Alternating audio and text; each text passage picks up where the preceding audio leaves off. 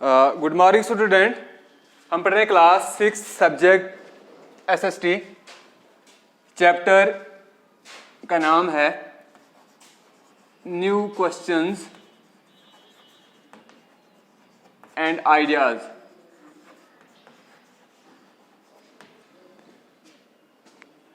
जो हमारा चैप्टर है न्यू क्वेश्चंस एंड आइडियाज, इसका आज का हमारा ये दूसरा लेक्चर है। पहले लेक्चर में हमने पढ़ा the story of Lord Buddha और आज हमने बुद्धाज टीचिंग यानी उसकी तालीमात के बारे में पढ़ना है। लॉर्ड बुद्धा जो थे वो फाउंडर ऑफ बुद्धिज़्म हैं, यानी कि बुद्ध मत के बानी हैं।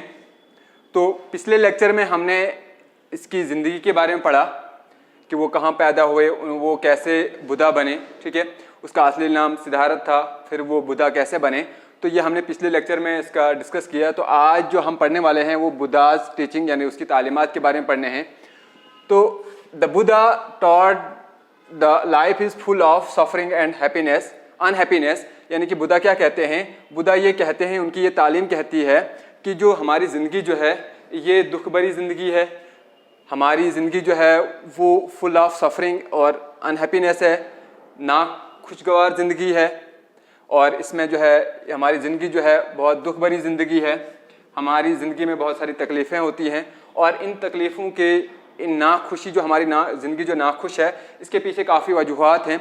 और वो वजूहात क्या हैं, वो हमारी डिज़ायर्स यानी कि हमारी ख्वाहिशात हैं। इसी ख्वाहिशात की बिना पर हमारी ज़िंदगी जो है वो तकलीफ़देह और नाखुश होती है।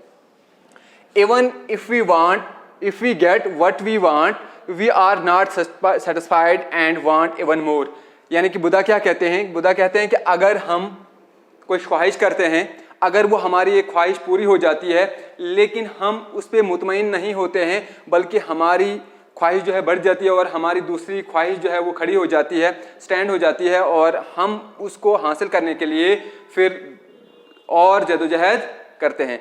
तो हमारी जो ख्वाहिशात हैं, ख्वाहिशात के बेस पे हमारी जो ज़िंदगी जो है वो काफ़ी जो है वो मुश्किलात और तकलीफ़देह बन जाती है। क्योंकि एक हमारी ख्वाहिश पूरी हो जाती है तो दूसरी ख्वाहिश हमें जो है वो इमर्ज हो जाती है और उसी ख्वाहिश को पूरा करने के लिए हम अपनी ज़िंदगी को दाव पर लगा देते हैं, जिससे हमारी ज़िंदगी जो है वो दुख भरी बन जाती है।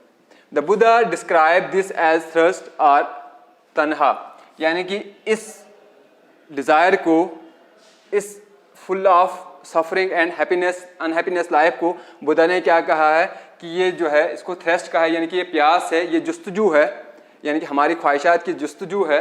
उसी जुस्तजू के बेस पे हमारी ज़िंदगी जो है वो नाखुशगवार बन जाती है। He taught that this constant craving would be removed by following modernization in everything, यानी कि जब तक न हम अपनी ज़िंदगी में जितनी जुस्तजू हैं, जब तक न इसके ऊपर हम कंट्रोल करेंगे, जब तक न इसके ऊपर हम जो है क्या करेंगे, यानी कि जब तक न इसके ऊपर हम कंट्रोल करेंगे, जब तक न हम अपनी ख्वाहिशात को काबू में रखेंगे, तब तक हमारी ज़िंदगी जो है वो खुशगवार नहीं हो सकती। तो हमें अपनी ज़िंदगी की जितनी मुश्किलात हो इसको हम निकालने के लिए हमें अपनी ख्वाहिशात के ऊपर कंट्रोल करना पड़ेगा।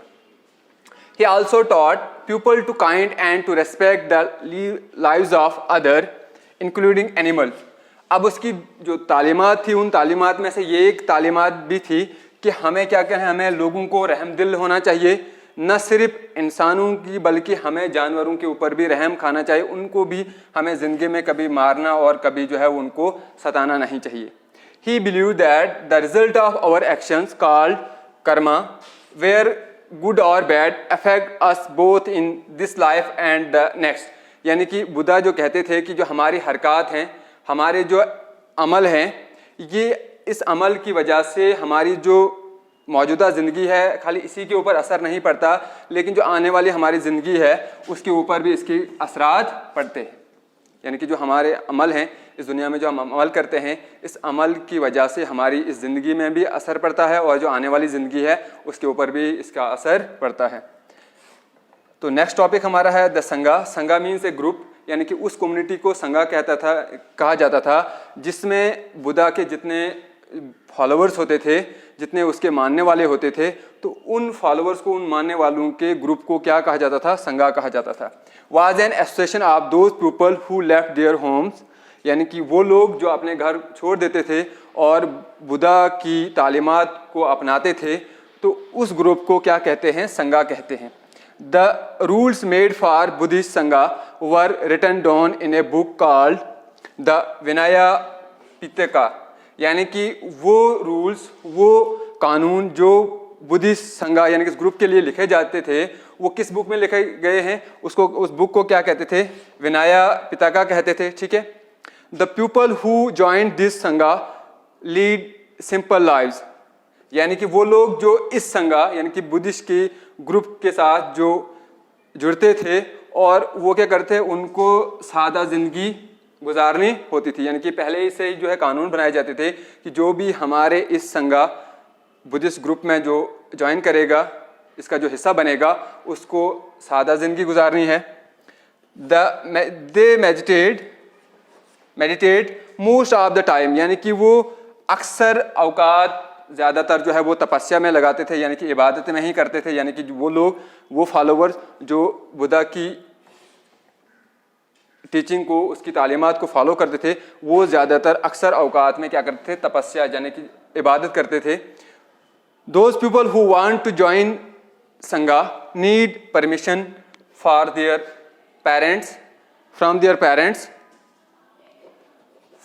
Parents, master, king, creditor, extra, यानी कि वो लोग जो इस बुद्धिस्ट के संघा में, इस ग्रुप में अपने आप को शामिल करना चाहते थे, इस ग्रुप का हिस्सा बनना चाहते थे, लेकिन उनको इस ग्रुप में ज्वाइन करने से पहले क्या करना पड़ता था? अपने पेरेंट्स से, यानी कि अगर कोई बच्चा इस ग्रुप में शामिल होना चाहता था तो उसको अपने वालिदैन की जो है वो इजाज़त की ज़रूरत होती थी। अगर कोई गुलाम इस ग्रुप में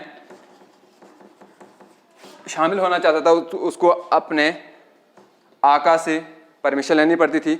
अगर कोई किंग का एम्प्लॉय यानी कि बादशाह का कोई दरबानी अगर इसमें शामिल होना चाहता था इस संघ में, तो उसको भी बादशाह की जो है वो जो है परमिशन की ज़रूरत होती थी। और क्रेडिटर यानी कि अगर कोई मकरूज़ जो डेबिटर जो होता था, अगर उसको इस ग्रुप में ज्वाइन होना था तो उसको जो कर्जा देने वाले से परमिशन की ज़रूरत होती थी।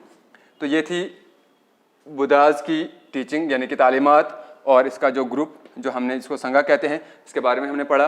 तो नेक्स्ट लेक्चर में हम जो है नेक्स्ट टॉपिक जो है वो कवर करेंगे। Thank you.